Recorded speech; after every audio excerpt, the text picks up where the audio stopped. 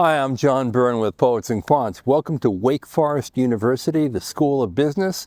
We're going to go in and talk to the senior leadership of the school about the academic programs, the culture and climate of the place, and what makes Wake Forest special in business education. Come and join me.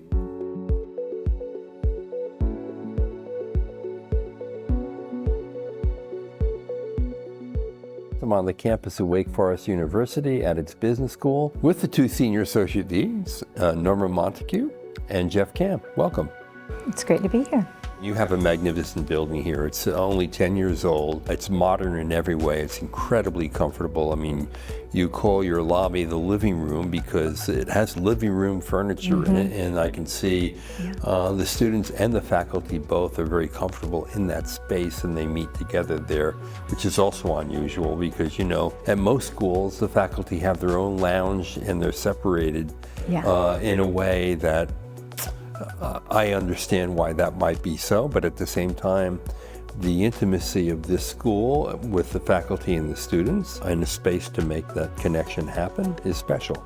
You actually have in the very front of the building a gas-powered fire pit with a whole lot of rocking chairs around it that goes off every morning and goes out at 10 p.m. at night. How's that manifest itself in the culture of the place?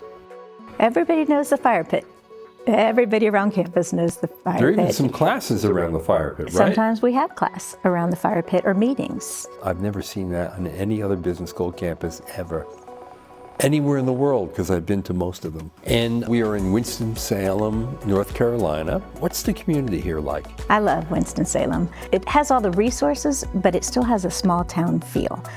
So you can find so many different restaurants, different cuisines that appeal to our students too, as we draw students from all over the world. It's a very artsy town.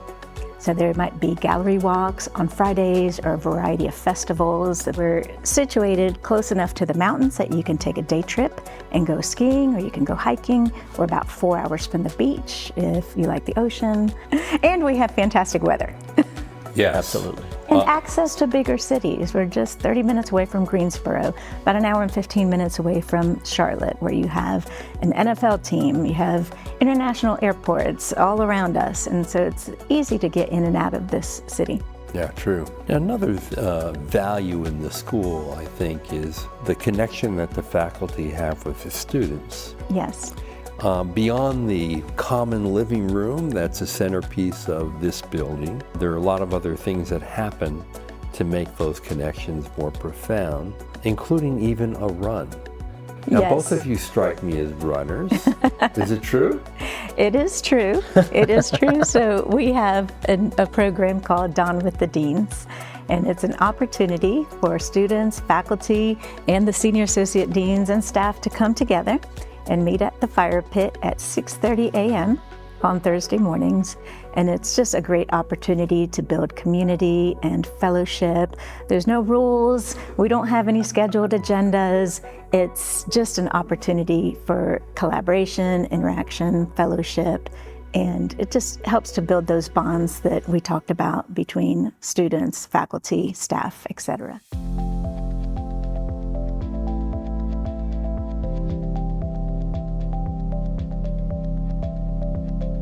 Now, one common thread through all your programs is experiential learning. Yes. Talk a little bit about how you actually apply that.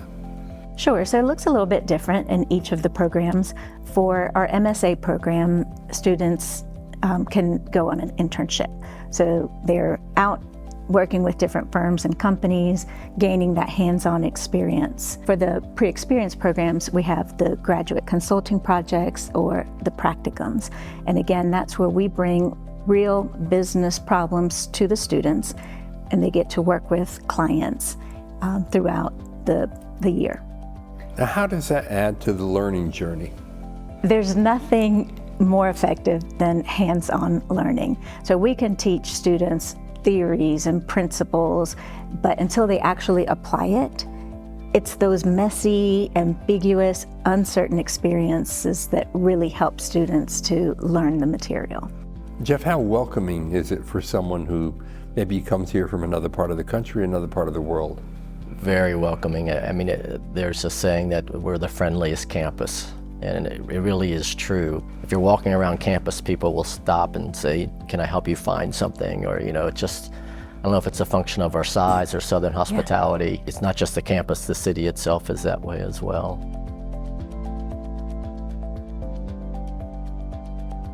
Now, one of you is in charge of the faculty, and one is in charge of academic programs.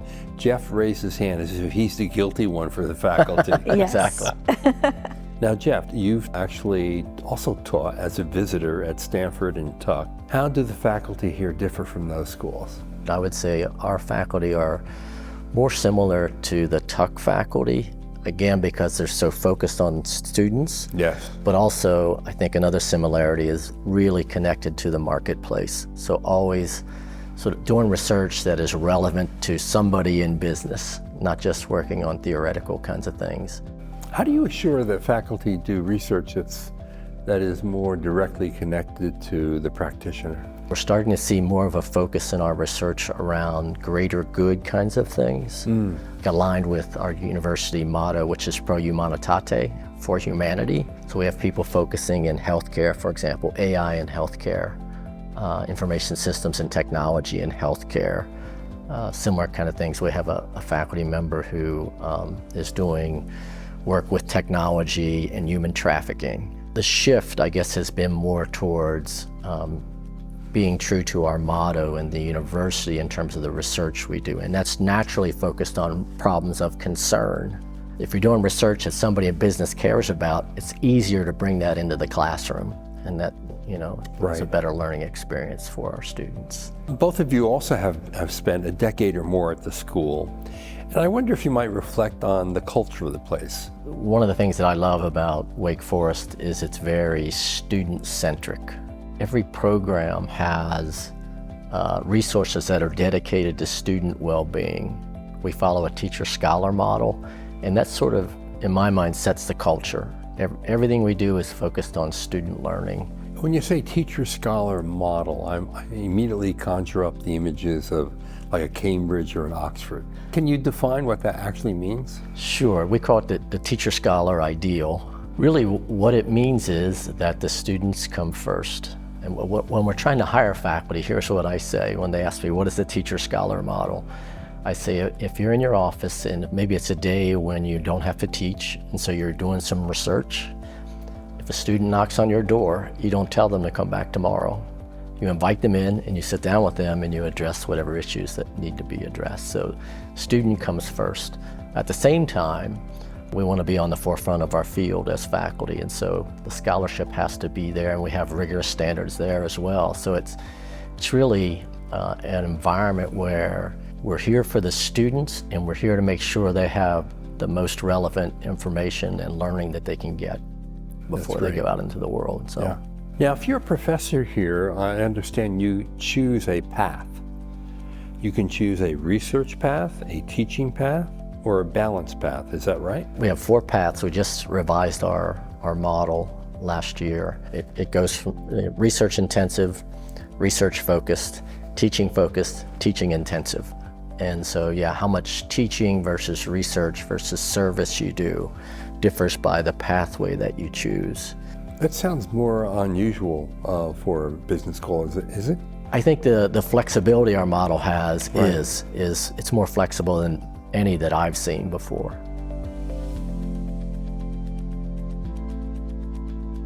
Well, Norma, what's your biggest challenge today? Oh, goodness. I think the biggest challenge is thinking ahead of what the market needs are going to be. They change so market rapidly trends today, right? change, and we really focus on maintaining market relevant programs. So just making sure that I'm well connected with those trends and making sure that we're consulting with our constituents, potential employers, alumni, to ensure that we are indeed continuing to produce graduates that are market ready from day one. And that is an attribute of the school, is it not? I mean, the close connections that you have to the marketplace itself through advisory groups of executives who partake in in helping shape what's being taught in the classroom, right? So each of our programs have a Market Insights Board or an advisory council that consists of alumni, employers, and they meet a couple of times a year with the associate deans, with faculty, with students. And the purpose of those meetings is to really connect with the voice of the market and to learn about what's happening, what are the trends in various industries. They're eager to learn about our students and make those connections, because many of those members are able to hire students or at least connect them with employment opportunities. So Jeff, tell me about the Retail Learning Lab. Sure, the Retail Learning Labs has been around, I guess, as long as I've been here, so maybe 10, 12 years. Right now it's housed inside our Center for Analytics Impact. It's run by one of our great faculty who is a professor of practice, Roger Beam. And he's built a relationship with Lowe's Foods, which is here in the Southeast. And we have rolling access really, to scanner data from 10 of their stores. Wow, real time. Well, we get downloads periodically from them. We've done data mining, market basket analysis, those kinds of studies on that data as projects within a certain class, like the data mining class. So the students understand scanner data, retail data, pricing even. We get any kind of study we want. So students are getting real world experience that they can then basically apply on the spot and then learn from and apply when they graduate. Absolutely, and use that in job interviews.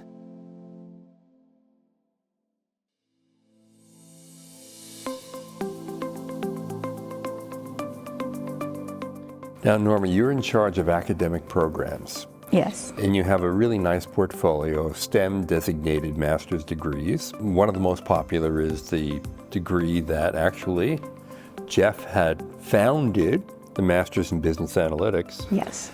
Talk a little bit about that program. Sure. So that program is a 10-month program, and it's lockstep and team-based. So students go through all of the courses together, really learn with each other and from each other throughout. Which really builds connections among the students and the faculty if you're going through it course by course. Very the much. entire program. Very much, yes. So I'm sure Jeff can speak to that experience, having taught in the program. What do you learn in that program? We talk about the program when we market it to students.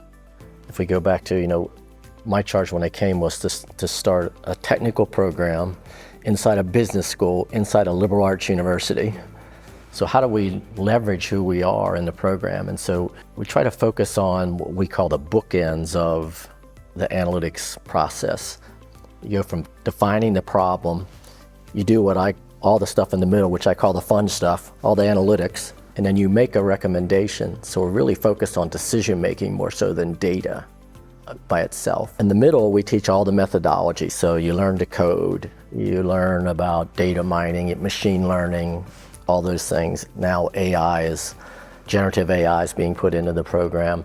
But at the end of the day, the strength of our program really is the ability to define a problem and the ability to influence with your results. The methodology is solid, it's rigorous, but it's not math for math's sake. It's all about how do we take this toolkit, if you will, to help somebody make a smarter decision. But the real learning there, it's very experiential. We have experiential learning in some of our other programs as well, but very experiential, hands-on.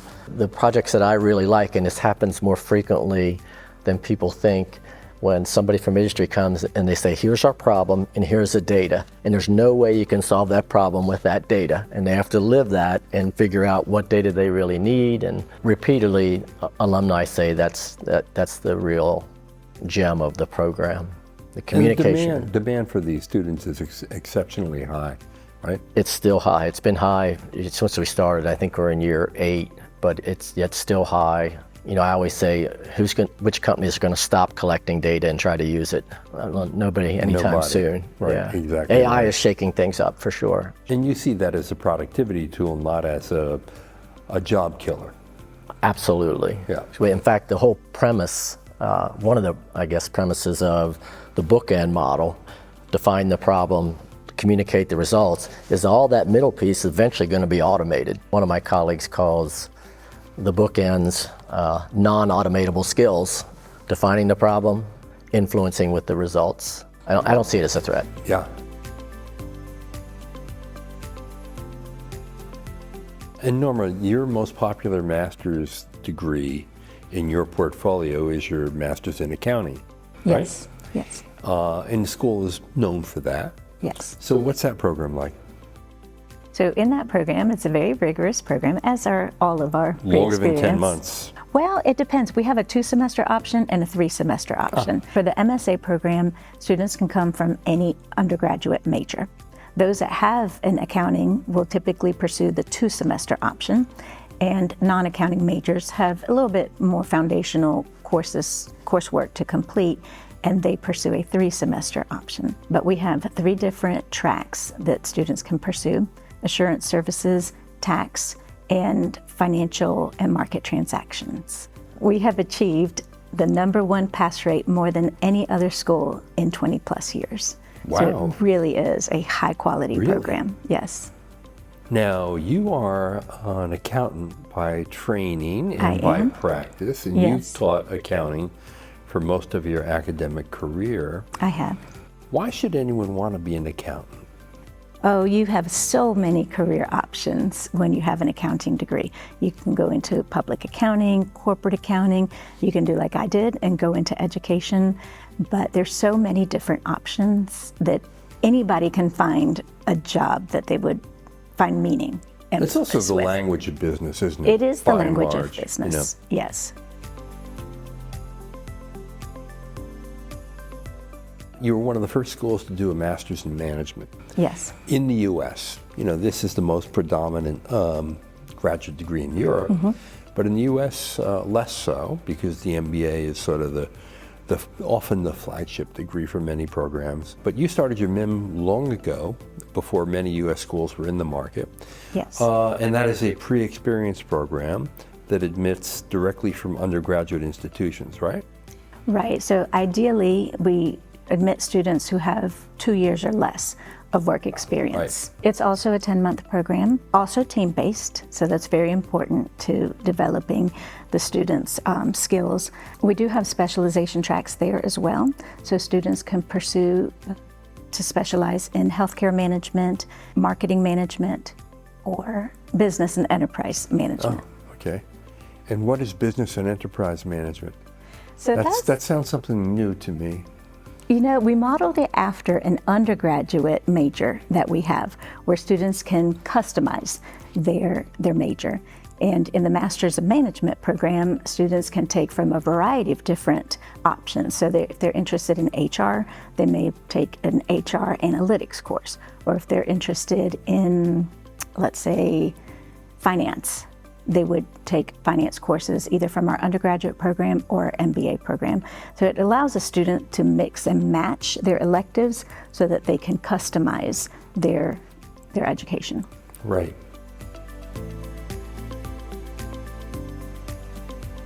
Yes, you're a professional MBA. Yes. Which comes in 3 iterations: in person, hybrid, and online. Yes. And you deliver the in-person sessions in both Charlotte and Winston-Salem. That is correct. Right. You find more people are opting for the flexibility of a hybrid format? They are. So what we're learning is that students really want to personalize their experience, not only, as I mentioned, with regards to the coursework that they pursue, but also with the format through which they consume or participate in their learning experience. But we're seeing an increase in interest for those hybrid options. That's great.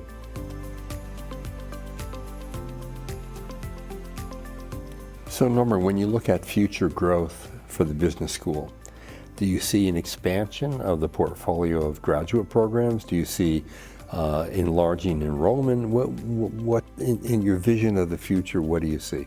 I see an expansion of programs and an expansion of our footprint. So we have a lot of opportunity to grow in Charlotte, and thinking about what would be the right mix of programs if we were to expand. I think finance makes sense given the industries in Charlotte. Right. So I can see a master's in finance in our future. Yeah. Maybe even a master's in healthcare management with the expansion of your med school. Absolutely. Right. I think healthcare is going to be like a major area for graduate business students. It is, and we already have connections with our med school. For example, we talked about the Master's in Management program. We have a partnership with the PA program, the Physician Assistant program, where students come for 1 year for the 10 months to complete the Master's in Management, and then they do 2 years in the PA school. They graduate with a PA, but also those business skills that will help them in a long-time career. That's great. Yeah. So Jeff, in the last few years, something came up that everybody's talking about. Either they talk about it optimistically or they talk about it with great fear, and it's generative artificial intelligence. Yes.